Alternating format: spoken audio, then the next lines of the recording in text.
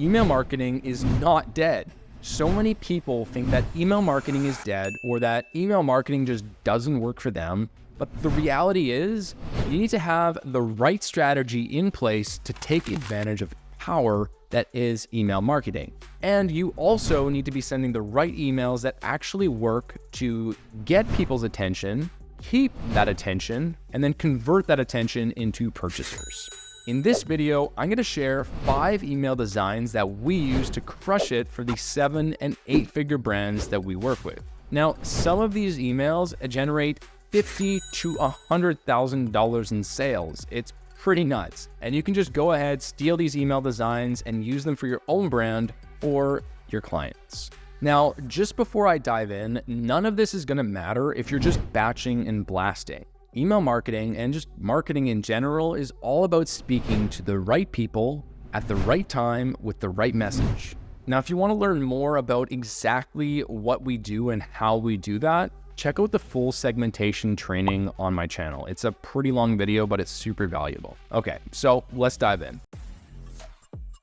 The first campaign I'm going to talk about today is one that we use across the board with every single one of our clients. This is the Product Spotlight campaign. So what is this? The purpose of this campaign is to encourage people to check out a certain product. Effectively, it's something along the lines of, hey, have you checked out this product? It's great, and here's why. We're looking to pique people's interest in a specific product or a collection of products with this email. Now, who is this going out to? Well, we want to be really specific about who is receiving this email. Product spotlights are great for subscribers who either have not purchased at all before, so they're just leads, or they haven't purchased the specific product that we're spotlighting. People who have recently purchased the product should not receive these emails because one of the following is probably true. They just bought the product and they haven't received it. They bought the product and they love it and will buy it again. They bought the product and did not love it and will not buy it again. In any one of these cases, they should not receive an email talking about the benefits of the product and why it's so great.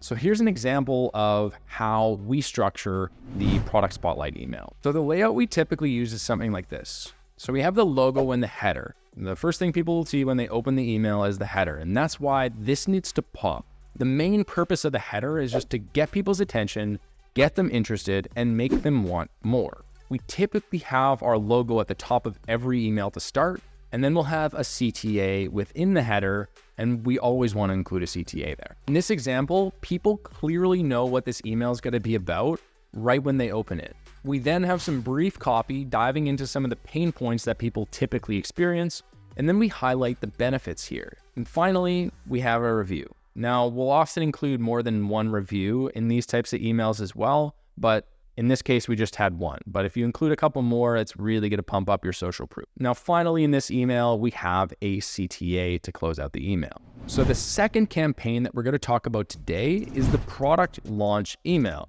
Now, the product launch email is pretty self-explanatory. The purpose is to promote a new product or a new collection of products. Now, depending on the size of your launch, your approach may differ. For example, if we have a brand who has hundreds or thousands of products and they frequently update their product catalog, we may have a product launch every 1 to 2 weeks. One of the apparel brands we work with has thousands and thousands of products and is constantly adding new ones.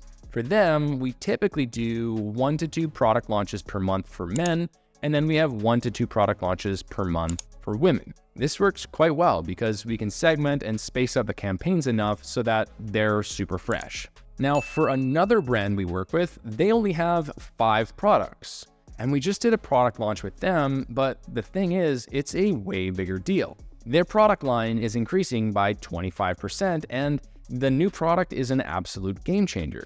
So instead of just having 1 email, we actually have 4 emails for their product launch. The first is to announce an exciting surprise for subscribers. It's really just to get people curious about what is coming up. The second is to actually announce the product drop and when it will be available. The third is when we actually launch the product. And then the fourth is typically structured as a reminder and just showcasing some of the benefits of the product. Again, way different approach here. And it's important that you think about your brand and make sure you adjust your strategy accordingly. So this campaign is a little bit more flexible than the Product Spotlight campaign in terms of who it's actually going to. We want both leads and customers to receive this product. Now here's an example of a product launch email. Now the design here is super clean and super simple. We grab people's attention right away with the header, and we have a very simple piece of copy telling people what the email is about. Then we highlight 3 new product collections that are dropping. It's relatively straightforward. Now the third campaign we're going to review today is the problem meets solution campaign. This campaign is ideal for brands who sell products that are actually providing solutions to people's problems, i.e. if you're selling supplements, shoes with increased support, or neck rollers. The purpose of this campaign is to identify a problem, probe it, apply some pressure to the problem, and then once we've done that, lean into the benefits that product provides for people. Now this campaign is great for subscribers who have yet to convert into purchasers. And it's also great for purchasers who haven't yet purchased the product in question.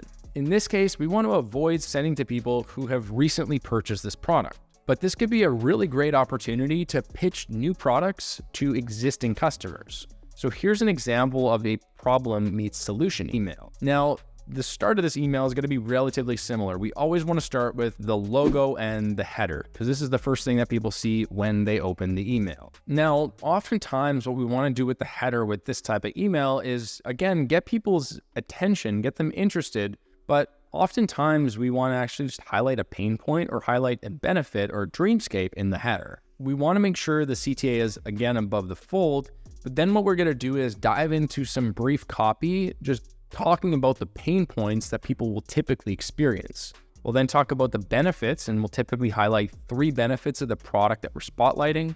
And then finally, we're gonna have a CTA to close out the email. The fourth campaign is one that most brands just completely neglect. It's a campaign that changes the tone from buy our stuff and just talking all about products to how we, as the brand, can actually help customers and deliver value. This can be anything from like tips to reduce the impacts of allergies, hair care tips, styling tips for apparel brands. And our purpose here is simply to provide value to customers and leads. There should be very little, if any, mention of your products in these types of campaigns. Now you can sprinkle in a little bit here and there. So who are these campaigns going out to? Now there's a wide range of different types of value-based emails that we can run.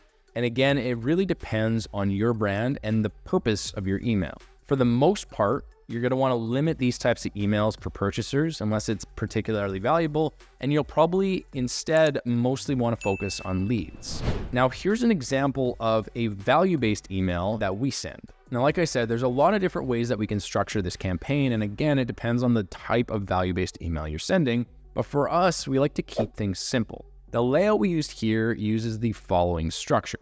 The header just has kind of the main benefit of the product that is highlighted here. And we build upon the header and what the email is about with some standard body copy here. And then we dive into the value. In this one specifically, we highlight 3 main ways to help relieve plantar fasciitis. You'll note that at no point are we really plugging the product except for a quick mention in the second point. Now, last but not least, our best sellers email. Now, the title kind of speaks for itself, but our goal here is to highlight some of our best sellers. This works really well for brands with a lot of different SKUs. So we have one brand where we do basically like 1 trending or bestseller product email per month, for one for men and one for women. And this is because they're in the fashion industry and they're constantly having new products and constantly adding new products that are trending. So who are we sending this to? Now, similar to other campaigns, big thing we want to do here is focus on hitting the right people at the right time with the right message. We want to avoid sending this campaign to people who have already purchased these products. But as long as they haven't purchased, we can also include previous purchasers and other subscribers in this email. So here's an example of a bestseller campaign that we created. This one can be an incredibly simple design. This is using a dynamic trending product feed to show people the latest and greatest in products.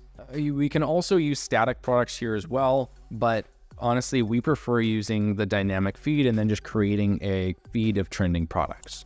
Anyways, I hope this video helped you out, and if you did like it, please feel free to like and subscribe. And if you do have an ecom brand doing at least $50,000 a month in revenue, and you want help improving your profitability and your revenue from email marketing and SMS, I'd invite you to apply below. There's a link in the description and you can click on that. Thanks so much and have a great day.